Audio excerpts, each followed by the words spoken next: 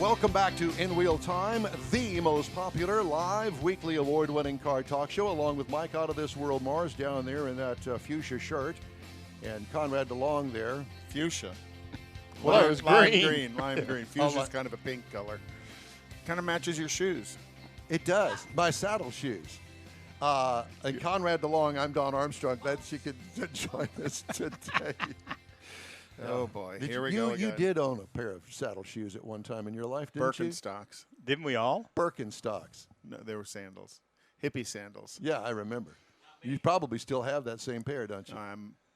No, I think I threw them out after Harvey flooded my house. Yeah. All right. Well, I just thought. But we have more important things to do. No, we don't. Okay. We want to talk about shoe choices. So we have joining us right now Houston racer Alec Udell. And Alec, it's great to see you. How you doing? What are you sitting in? I want that off. Is that an office chair? No, not quite. I'm doing well. Thanks for having me on today, guys. Yeah. I figured I'd take the call from my racing sim that I use for practice. Simulator. In between, Check this out. Yeah. He's in the it's pretty simulator. cool. Yeah, I'm in this. We're all in a simulation, right? Well, It's the Matrix, right? and this Yeah, show doesn't even exist. This is all just a figment of your imagination. All right. Well, I'm glad I'm on it. We are too. So, right. so tell us Yeah, about the sim. I'll flip the camera around here. So I started putting this together about end of February of this year. So it ended up being really nice timing. But so I've got a steering wheel set up here. I've got it a little spaced out, but a nice steering wheel, and then tilt and pedal setup, and then triple monitors, which I'm running some, racing and just catching up on some of the Formula One qualifying from this morning and watching the IndyCar race. But normally it's running, the three screens with, like you're inside the car. And then if I stand back a little bit, here's the seat, a little bolster for my back there. Nice. But it's a nice little setup here. Yeah, no doubt. So can you choose whatever track you want to put your car on? Oh yeah, yeah, definitely. And so tell me, what are you racing currently, professionally? I just got back from, actually we had a couple days at Sebring, which I was doing coaching with the GT3 Cup cars with Porsches, and then we were at Sebring first, and then went to Road Atlanta. And so next week we'll go to Mid-Ohio doing some more testing, and then I will be racing again in the GT4 series this year and doing a little bit in IMSA. And what kind of car is the GT4 series? There are all kinds of cars. Last year I raced a BMW. This year most likely I'll be in a Mercedes. Oh, nice. The AMG. Yeah. The AMG GT? Yeah. Oh, upscale, boy. I'll tell you, I wish I could afford to ride in one of those. Yeah, I'm looking forward to it. It's a great car. We did a little bit of testing at VIR a few weeks ago. So what a beautiful track VIR is, though. So I want to get into you. How did you get into racing? Did you start with something like go-karts, or how did all that happen? Yeah, definitely. So I started racing go-karts. There used to be down at the Houston dog track, the dog park. There used to be a cone parking lot kart track that was set up, and so that's where I started. That was like the first time I drove something. I was about 5 years old. 5, okay. Yeah, I was about 5 years old and driving a Comer engine. It's like a pull start lawnmower engine, basically, that went about 35 mile an hour or so. So wasn't too fast, but for a 5-year-old it was definitely. Yeah, I was gonna say. It was lots of fun. And so from there, what age were you, and what did you move up into? Yeah, I raced a bunch of karts for about 10 years before I got into cars. I won a couple of national championships in go-karts. And then the first car that I jumped into at 14 was a Spec Miata. Well, and that's a great training ground for anybody, and it's easy and it's affordable. And most people, I don't think, realize that Spec Miata series is so big. Yeah. It's huge. It's affordable, and it is extremely competitive because you really can't really do much with the engine at all. Totally, and like you said, it's affordable, and the barrier to entry is really low. So you end up with a lot of people to compete with, and you can go anywhere in the country, and there's really good drivers driving in a Spec Miata. But it also gives you great skill sets because you understand the momentum, you understand how not to lose your direction because you're over braking or doing something silly that slows you down, that as you increase in power and performance, all of that translates to a BMW GT or an AMG GT, excuse me. Yeah, exactly. And so with that, I like to tell everyone when I'm coaching, every car is a momentum car. And that's where you learn it. That's where I learned it exactly, is from that spec Miata that would maybe do 120 mile an hour downhill with the tailwind and 3 other cars pushing it. If you had a half-mile head start. Yeah, exactly. Yeah. So how did you make the transition to professional driver from the Spec Miatas thing? Yeah, it just kind of happened. I knew a race team, or I knew an co-owner of a race team from karting. And I was at a national karting event in Las Vegas, the SCUSA Super Nationals. And it's an international event. I mean, people come from all over the world. And so it's really, really competitive. And I met up with a guy who was from Texas as well. And they had a Camaro race team. It had a Riley built that was in 2011. And that car was a lot of fun. And we wanted to go IMSA racing. I wasn't quite old enough. So we went into Pirelli World Challenge at the time. And the jump just was kind of made. They went out, came down to MSR Houston. We tested. I was nice, clean in the car, was quick as well. And we went to St. Pete, and that from there, it just kind of started my whole career in professional motorsports. Well, do you find that there are a lot of owners of cars that are really more into the car, and they got to go out and find a professional driver? Is that still the case today? Yeah, I'd say you definitely see team owners like that still. I think that it's kind of transitioned a little bit in sports car racing to where you have now it's professional and amateurs at the same time. And so most of the racing that I've been doing is pro-am. And so you've got a guy that really enjoys the car and loves driving it. And then you've got a professional that kind of comes in and is able to coach the guy in the car and make sure that they're understanding how to handle, these awesome machines that we get to drive. So it's kind of the gold silver scenario that you see in some series is how they phrase it. Yeah. So you had mentioned earlier that you had been doing some coaching here recently. Yes. How does that work? Yeah, and it's the cars have very sophisticated data acquisition systems, and so I'm looking at when we go out to, say we were at Road Atlanta yesterday, I'll go out in the morning and set kind of like a datum lap. And it's like, okay, this is about, what you can get out of the car. And the person that I'm coaching will go out and work on his lap time. And then we'll come in and overlay our data basically, and be able to compare like, okay, what I mainly look at is minimum speeds, throttle percentage, gear, brake pressure, as well as steering wheel angle. And then we also have video systems where we can put our videos side by side. And in that we can get very detailed and look at positioning in the car, turn-in points, brake points, and kind of we'll go out and pick 2 to 3 things per session to work on and just keep whittling away at the track. So do you personally sit over in the passenger seat while the person you're coaching? No? Where are you physically? Physically, I'll be out at different turns in the track with a radio because there's a lot you can see from the outside of the car. Yes. And all the cars that I coach are strictly track cars. And so they don't have passenger seats. They've got a weight box in the passenger seat because they're built for driving in a racing series. Right. So like with the GT3 Cup cars, the team that I coach with, Kelly Moss, races in IMSA with the GT3 Cup series. And so that's what we're going out. And all these guys are really – they're good drivers, and they need those extra second or two to get to, very competitive. So how many laps do you typically go before you pull the data and sit down and go over the data? How many laps does the driver typically go? Yeah, it depends definitely on the what we're setting out to do. So if it's a track that the driver hasn't been to before, we'll do shorter 5 to 10 lap sessions. But if we're working on kind of race pace and looking to see, okay, let's go out and be consistent across the run, then it'll be, we might do a race simulation, and the races in those series are 45 minutes long. So they could be 20 to 30 laps. Are you typically out there with other cars on the racetrack with you at that same time? Yeah, it depends. So our test yesterday was a private test, so we had 4 cars, but then in Sebring we had about 20. So it just depends on the event and the type of day that's set up. There are days.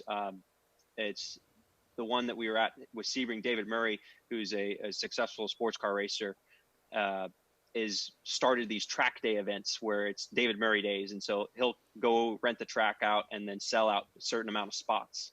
So the track isn't too crowded, but it kind of makes the cost a little more appealing. So how do some of the I'll say more experienced drivers deal with such a young man coaching them? I'm trying to figure out how to say that nicely.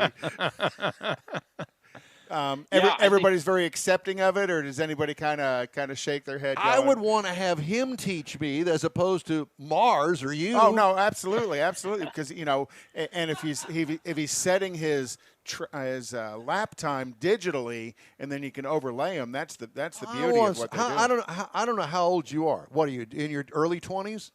Yeah, yes. I just turned 24 in November. See, so I want that guy. I want him to teach me. I don't want some old man that's been out there grumpy and doesn't have it anymore. We've developed all our bad habits over the last number of years, and he's still developing his bad habits. So, you want to learn from him. He's watching us what not to do. Yeah, exactly. Well, so did you graduate Clemson already? Yes, I did in 2018. Congratulations. What was your degree in? Thank you. Mechanical engineering. And you bring that relation to the racing as they're developing the car and your input to the car. Do a lot of the teams allow you to input that type of mechanical engineering into the vehicles that they're building for you? Yeah, totally. So a lot of what I use my degree is really the problem solving process. So it's in a race car, you're always looking to be more efficient, faster, and getting the best lap time out of the car. And so for whatever, you're trying to optimize the situation. So what I do very well is I work with the engineers on the race team, and I'm able to describe what I want the car to do or what the car's not doing in a way that they are able to take it and say, okay, let's make this change. And sometimes I give the feedback where it's like, okay, well, I don't think a bar change would be right because it feels more like maybe the tire is rolling. So we're already over the limit of what the tire is. So maybe we could make a ride height adjustment to change the roll center of the car. So it's more so in the suspension and rather than like the anti-roll bars. So you can talk that engineering talk instead of just a driver saying, I feel a little shaky out here. You can tell them, look, yes, this is why I think I feel shaky, and they can take that and understand it better. Exactly. Yes. So when are you going to go work for Roger Penske is what I want to know. Where are you going to buy Roger Penske? Yeah, that's it's all starting with a go-kart track up in Conroe that I help manage and operate. And so that's the place where if you're looking to get into racing, that's where you go. It's Houston Karting Complex up on Loop 336 in Conroe. I've seen that up in the trees.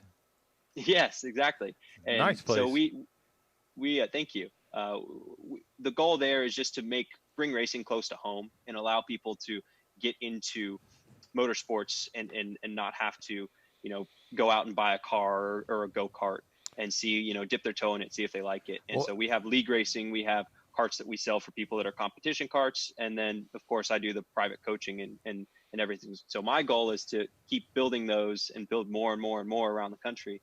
And so. Well, Alec, it's a pleasure to talk to you. And I got to wrap this up now, but I have to ask you, how much money you got in that racing simulator that you're sitting in right now? Don's jealous. None of your business. You're allowed to say that, Alex. Yeah, a few thousand for sure. It's not for the weak-kneed, I can tell you that. Have you done any of the iRacing that we're seeing everybody transition to when COVID hit? Have you been involved in any of them? Yes, I have. I did a lot with the SRO series, which is the series that I won last year. The American series, I did a lot with their e-racing this year, and so that finished up about 3 weeks ago or so, and their first race is next weekend. Cool. So. Alec, we put a link up to your complex. Thank you so much. We really appreciate the time that you've taken with us today. It's always great to talk to you. Hope to talk to you again soon. Thanks. Alec Udell at the Alec Udell Racing. Time now for In Wheel Time's weekly look at the world of Jeeping. It's called Jeep Trails, and Mr. Mars has that. I have that, and you're going to love this. So as soon as I find it, here it is. So I found this out. I was out there looking at Jeep Wrangler. I was looking for some stuff for a Jeep Wrangler. You know, we've been talking about storage. I found a company called Icebox, B-O-X-X. Now, what they have is it's a door-mounted bottle opener. If you're outside, out and about, and you're out in the wilds and everything, you know, we've seen where they take the doors off and they put the foot pegs on there so that you can ride with foot pegs. So now you can take, when you take the doors off, you can put a bottle opener right there. Yeah, Jeep Trails. and it mounts there on the door, and you can open a bottle with it. Now, if you're out and about, like I say, out in the wild and stuff, it mounts right there on the door. It's out of the way. You open the door. It doesn't get in the way of it or anything. Do you have to drill holes? Nope. It mounts there on where there's some bolts right there. See how all the spotlight and everything's done? So you can put it right there to keep your ball so that you can open all the bottles. Now, I will tell you that in the description on Amazon, which is where I found this particular thing, so you can order it up, on the description it says, now you can pop a top on a cold one while working on your Jeep, in parentheses, voiding the warranty, close parentheses, and not miss a beat. Oh, my God. All right. See, I can use the seatbelt out of my rally. It's a perfect bottle opener. Well, there you have it. So, okay. In competition with Mike's bottle opener there. Thank you very much. We've got more of the In Wheel Time online show, including the Mystery Garage after this quick break.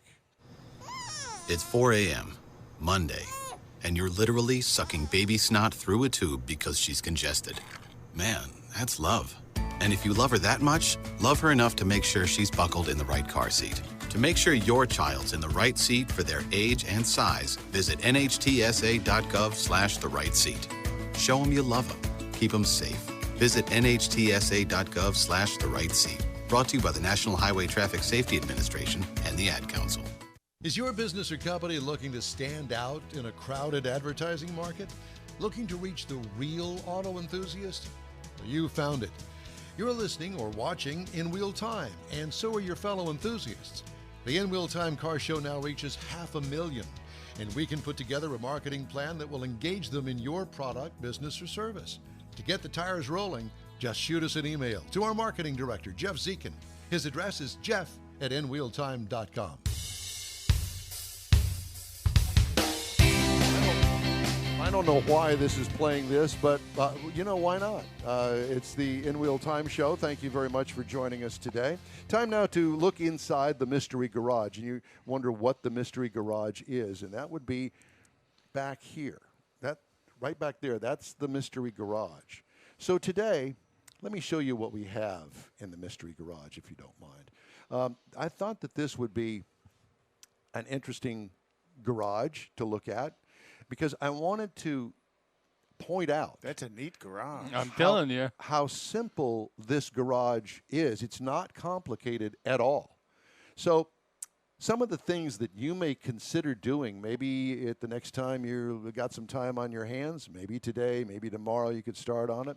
You got to clean out the garage, and the easy way to do it without actually going outside the garage, you take all of that lump that you currently have in the garage, and you do paint the ceiling first, and you paint the ceiling the whitest white that you can paint it. So it reflects the light. Correct. The next thing that you do is you take that big lump, move it to the center of the garage. Paint the walls. And white. paint the walls. You don't have to paint them white. You can paint them an off-white, paint them a light gray or a light blue, or whatever turns you on. I'd make it a different color just to give it some character. But something light. And then start working on shelving. Now, this shelving here is extremely simple, as you can tell. Mm-hmm. I mean, that is probably a total of about $30 between the actual shelving and the stuff that you put on the wall and attach the shelving to. And he's got some weight on there. He does. But it doesn't take a whole lot. You find the studs in the walls and you nail up the hangers, okay? Now, over on the left-hand side, he hasn't done anything out of the ordinary over there either, but I do like the fact that he's put the shelving on those kind of track deals so you can move the shelving up and down as you want. The stuff that's over the workbench, it actually needs to be kind of a fixed place because you need to have your tools on the back of the wall. The workbench, by the way, you can buy a workbench similar to that at Sam's. There he's got his tool chest like I've got back here. He's got room to store upright things like a engine puller. He's got a drill press and it's a press. It's not complicated. I guess the point that I'm trying to make air here. compressor So once you get the stuff up on the walls, then paint the floor. And it's a process. And it's going to take you a couple of weeks because the first thing you got to do is you get all of the clean it. And that's the biggest thing. And then you've got to let the concrete dry.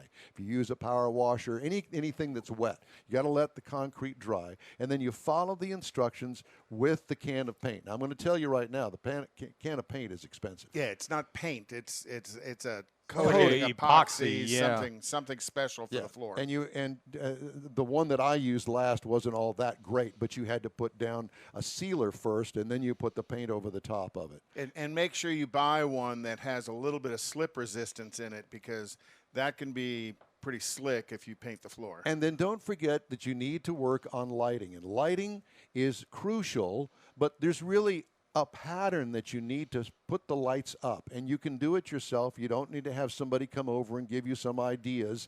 But remember, you need to have a light that when you open the hood of the car, wherever the engine is, it's lighting under there for you. It's lighting under there. So it's got to be kind of over where the bumper would be at the point where the car is. And then the center lights, you need to have them on the either side of the cars.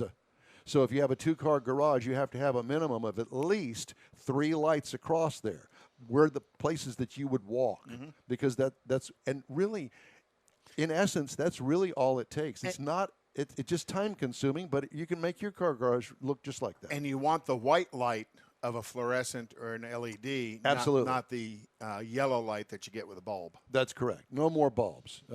Bulbs are a thing of the past, and we don't want to jack with those ever again the rest of our lives. But I bet you his hot water heater isn't leaking. No. I'll bet it's not, and you notice that he's got that extra insulation on it as well. Makes it look like a baked potato. So some of the headlines making automotive news stories this week, coming up next on the In Wheel Time program.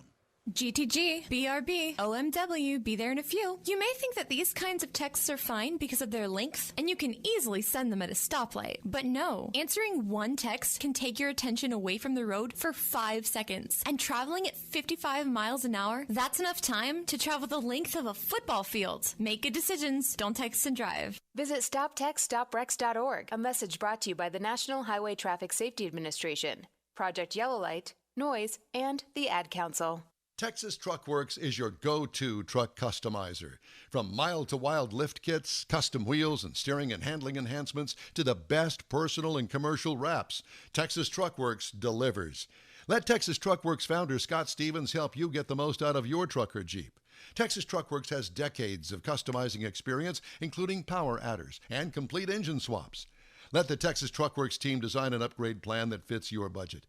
Get truck attitude today at TexasTruckWorks.com. Welcome back. It's the In Wheel Time show on this 4th of July. Thanks so much for joining us. We're just about out of time, but before we leave you, I want to give you some of the stories making auto news headlines this week. No surprise here, but I guess the surprising part to me about car sales is most of the manufacturers are now just doing only quarterly reports as opposed to the monthly things. Right.